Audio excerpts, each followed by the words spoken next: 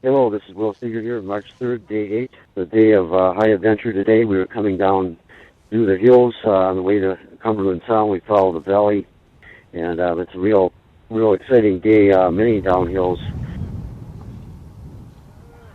There's a couple of techniques of going downhill with a heavy laden dog sled. Um, if there's deep snow, that has a tendency of breaking the sled, slowing down, in other words.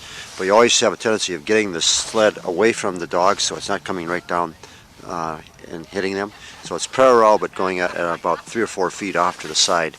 And then the dogs run separately, and if you get real steep areas, then the sled has a tendency of catching up with the dogs. And then in other areas, you put brakes, chains, any type of rope, whatever, around the runners. That slows it down, so it goes much slower. So in icy conditions, you usually use the brakes. Boy, these tires are awesome. Yeah, they're really nice. And then we got into a canyon. There's a lot of overflow. Overflow is very typical this time of year. The water is flowing down the mountains.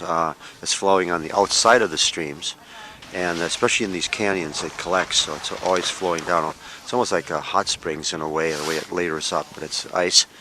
And we had a very slick surface. There's a couple problems there. There's water, and then there's a very slick surface. And the dogs are kind of freaked out on the ice. They have a tendency of hugging on the rocks, and our sleds got all hung up on the rocks. And then the sled went into the water on the side.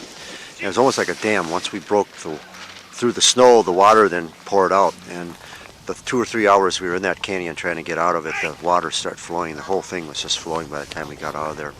We all had wet feet. Luckily, it was a warm day, about 0 degrees. If it was 40 below, it would have been a different story.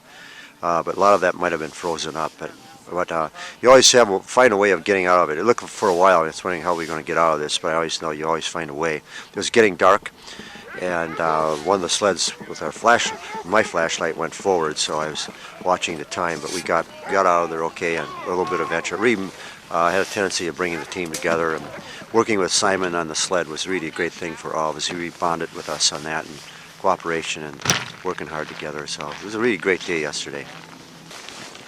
Well, it's over. I don't think I'm going to go back up there again. I don't think so. Not me. No thanks.